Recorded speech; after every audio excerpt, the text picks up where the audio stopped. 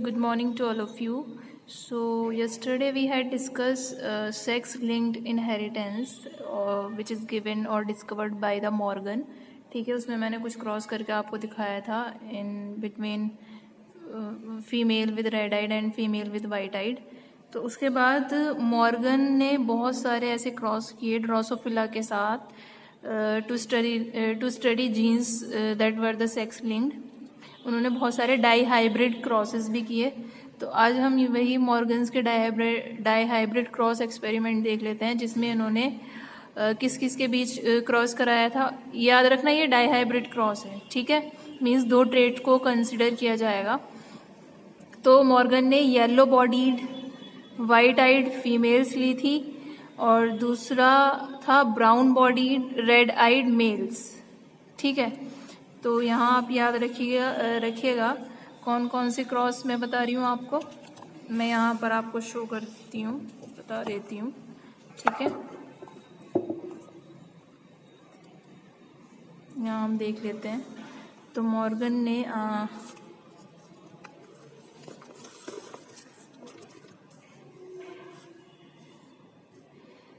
Yellow bodied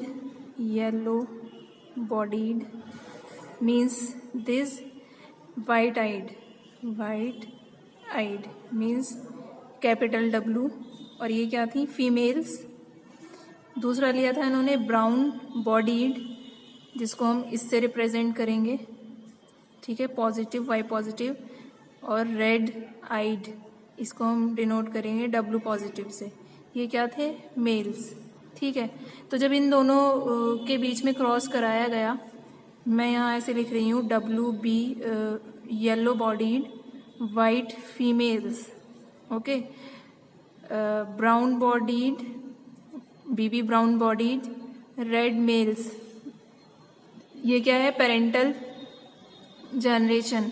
तो जब इनके बीच में हम क्रॉस कराएंगे तो F1 जनरेशन में क्या देखा, F1 जनरेशन में जितने भी आए वो सब कैसे थे, ब्राउन बॉडीड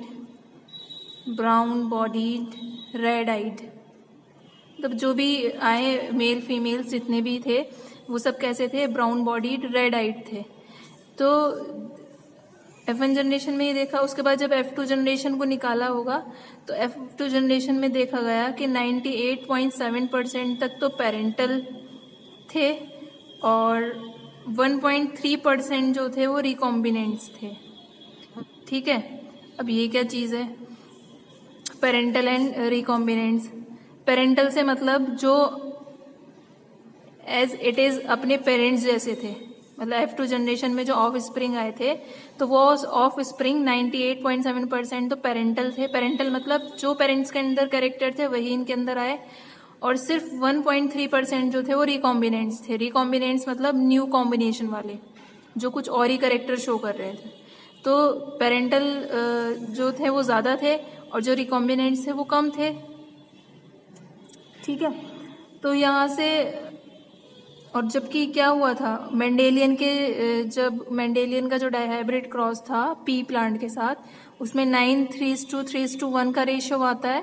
ठीक है, तो उसमें कुछ रेशियो अलग ही था, लेकिन यहाँ पर तो कुछ और ही शो हुआ, जिस वजह से क्या हुई, इन दोनों ही रेशोव्स में जो मॉर्गन ने किया और फिर जो मेंडल का था, उनके बीच में डिस्क्रिपेंसी हुई. मतलब अंतर काफ़ी था. यहाँ जो 9:3:1 का रेशो था वो मतलब कुछ और ही शो कर रहा था, और ये वाला जो था ये कुछ और ही शो कर रहा है. तो बैक हम वहीं आ जाते हैं आपका. ये मैंने सिर्फ आपको क्रॉस करने के लिए दिखाया था. ठीक है, तो यहाँ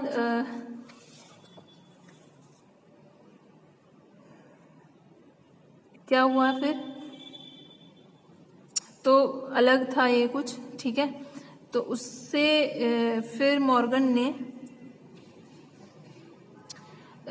दो टर्म्स आए, रिकॉम्बिनेशन एंड लिंकेज. इससे तो उसको समझने की हम कोशिश करते हैं, लिंकेज क्या है. ठीक है, तो मॉर्गन और उसके ग्रुप ने पहले तो ये बता दिया था कि जो जीन्स होते हैं वो एक्स क्रोमोसोम पर लोकेटेड होते हैं.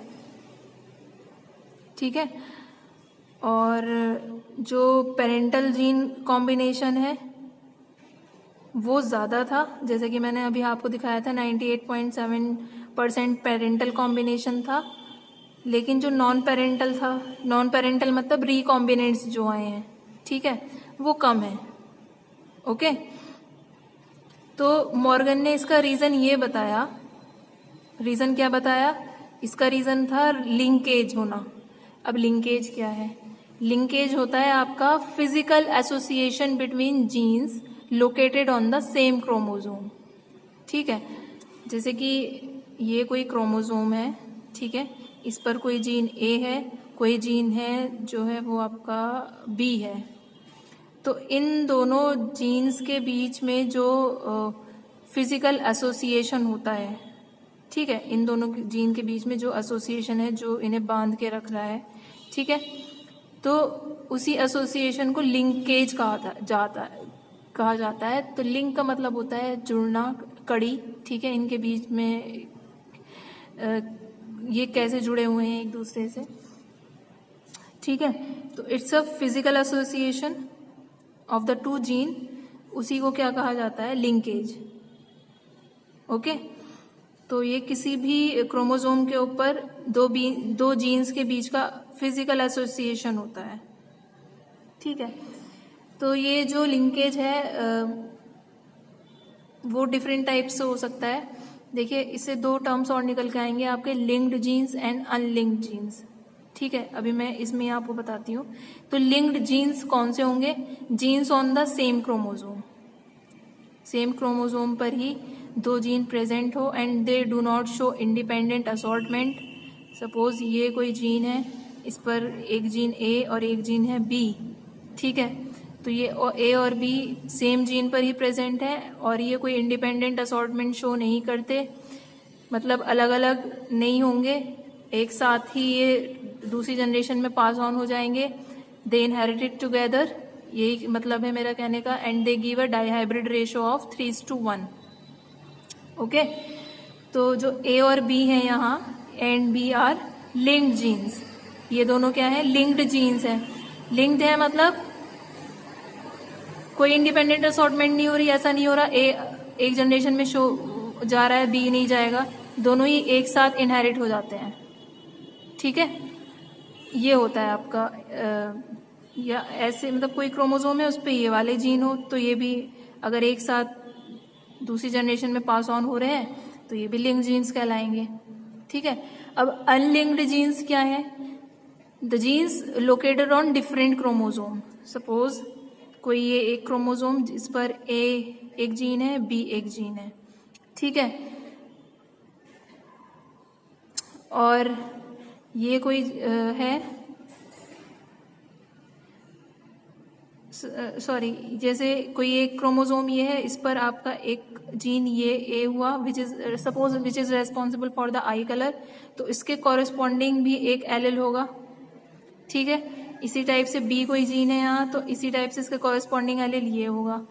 तो यहाँ पर डिफरेंट क्रोमोसोम्स पर ये जीन्स प्रेजेंट होते हैं and they show the independent assortment.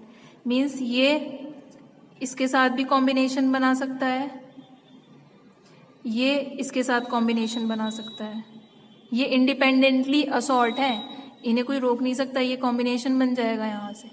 तो इस टाइप के जो जीन्स होंगे वो अनलिंक्ड जीन्स कहलाएंगे, ठीक है। अभी हम रिकॉम्बिनेशन की भी बात करेंगे, वो इसी से आपका निकल कर आ जाएगा। अभी मैं आपको लिंकेज समझाने की कोशिश कर रही हूँ। लिंकेज तो सिर्फ क्या है? एक फिजिकल एसोसिएशन है जीन्स के बीच का, ठीक है। तो जीन्स ये बता दिया मैंने। अब उसके बाद इनका डाईहाइब्रिड रेशियो और टेस्ट क्रॉस रेशियो देख लेते हैं लिंक्ड जीन्स का। किसका? जो लिंक्ड जीन्स होते हैं, जो एक साथ पास ऑन हो जाते हैं, इंडिपेंडेंटली असॉर्ट नहीं होते, उनके बीच में डाईहाइब्रिड रेशियो और टेस्ट क्रॉस रेशियो कितना रहता है? तो लिंक्ड जीन्स जो है वो डाईहाइब्रिड रेशियो अगर देखा जाए उनका, वो 3:1 का होता है। अभी मैंने बताया था ना जब लिंक्ड जीन्स पढ़ रहे थे कि दे give a dihybrid ratio of 3:1। तो 3:1 का रेशियो कैसे आ जाता है? तो इस रेशियो को देखने के लिए मैं आपको यहाँ समझा देती हूँ।